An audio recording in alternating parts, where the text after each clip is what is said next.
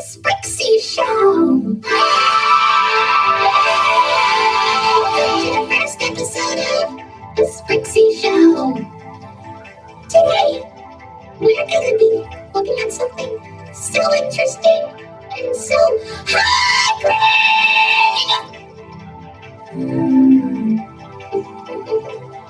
Oopsies. Never mind. So, do you know what we're going to be doing today?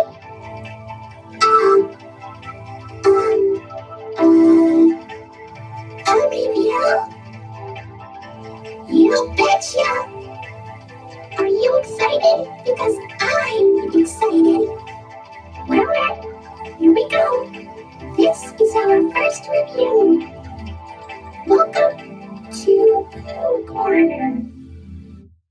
It's a good place to start, huh? Agreed. I heard about this show. It's, well, don't worry, Orange. Please just calm down. It's okay. Mom, I don't want to hear about it anymore. Please. I don't like this show. I want to go home now. Can we just skip this review, please? Please. Anyway, let's continue with the review.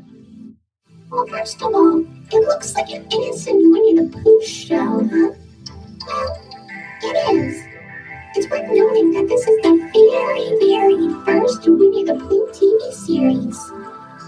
And as you can see, it's live action. Who doesn't love live action? Okay, let's play it straight.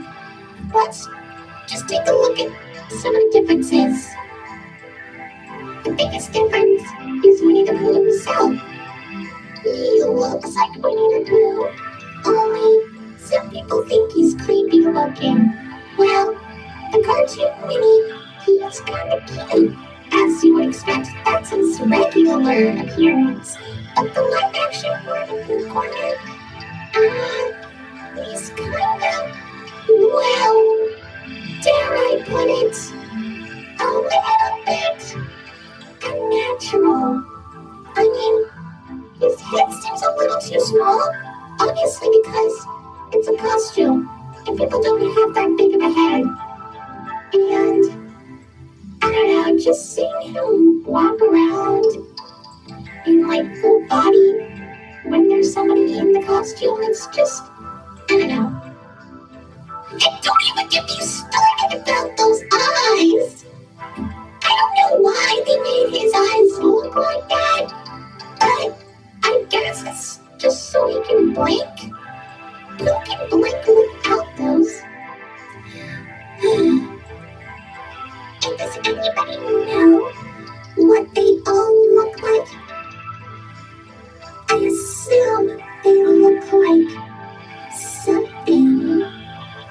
It's probably because of how low budget they are that they can't really afford to make them look so good. You know what I'm ignoring?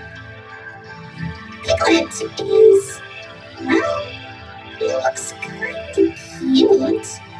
I'm pretty sure that the person who made these costumes had to make sure that they fit the people, were able to have their heads and their bodies be perfectly fit. Piglets? I wonder how small the person in the piglet costume was. Probably a little person or something. I don't know. Oh, let's look at the differences between this piglet costume and the cartoon piglet. Well, the head's a little bit roundish. Also, this version of Piglet wears a scarf. Well, Piglet, we all know, does not wear a scarf. I mean, it is a cute looking scarf. I do like scarves, but, well, I don't know. He feels so cute in that scarf, I must say. Now let's look at Tigger. I understand Tigger is known to bounce on his tail, but because this is live action, I'm guessing there was no way they were able to make him bounce from his tail. I mean, a big tail isn't it off and say, well, any tiger's tail, I must say. Also, I think that he's a little too, dare I say, quick. But you know what? I guess that's what makes Tigger funny. He's supposed to be really energetic. He's kind of cool here. He's really, really in character. The only difference is that instead of a pink nose, he has a black nose. I don't know, maybe they didn't have enough pink fabric to make the nose when you were making the costumes. Oh well. Now as for Eeyore, he is considered to be, well, an old gray donkey, as he is. But the thing is about this version of Eeyore is that he's less depressed and more cheerful. Also, I don't know if this is tied to any of the other stuff, but he really, really likes to eat thistles. I mean, thistles are plants, so I guess maybe they kind of put that into the actual Pooh stuff, but I guess that we've never really had that information, and we've only heard it here. Also, how does the Eeyore costume work? So for Kanga, I understand Kanga is kind of the female in the Winnie the Pooh cast, but just seeing the live-action version of Kanga, well, in Welcome to Pooh Corner form, she kind of looks a little bit like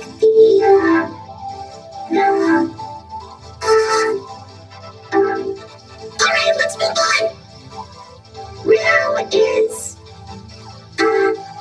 he's actually kind of cute. And that's all. Moving on. As for Rabbit, okay, going back to the costume proportions, and, well, the reason why they look like this is so they can fit the person in the costume. But for this, I feel like Rabbit looks a little bit too, wide. While the cartoon Rabbit is more, well, thin, I must say.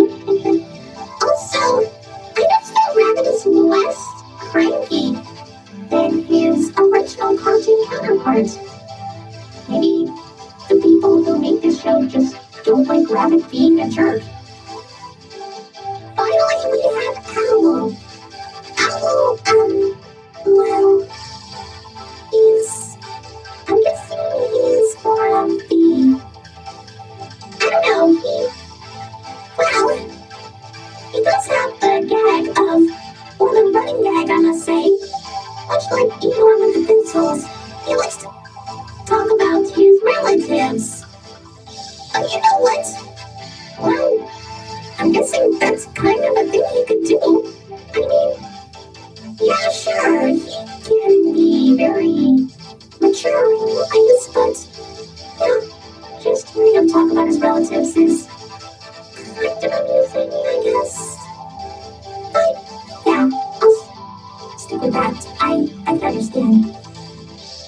Gee, Green, I never knew that the characters had some interesting looks and personalities. It almost felt like that I missed something from the original stuff. Or should I say, the actual stuff that's been around for the longest. I know. And you, on the other hand, always respected them as creepy. But if you keep on looking at them, they might not seem creepy at all. They're actually kind of cute and really funny. Yeah, sure, it might be pretty low budget. They probably didn't have enough money. But I see them as just okay. They're supposed to be pure and sweet and adorable.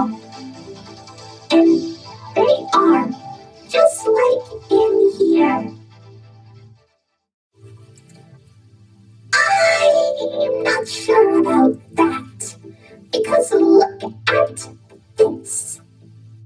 Yes, with Pooh. Exactly. PSAs. We need to talk about them. Why are you wearing glasses? Oh, you know what? I don't know. According to this, it seems that they did these PSAs for educational children, for schools. They talked about scuba safety and stranger danger. Oh, that's nice. I guess it would have been. Wait, what? Scuba safety, etiquette, and stranger danger? Are you telling me that they also educate children at school? Yeah. Is that a problem?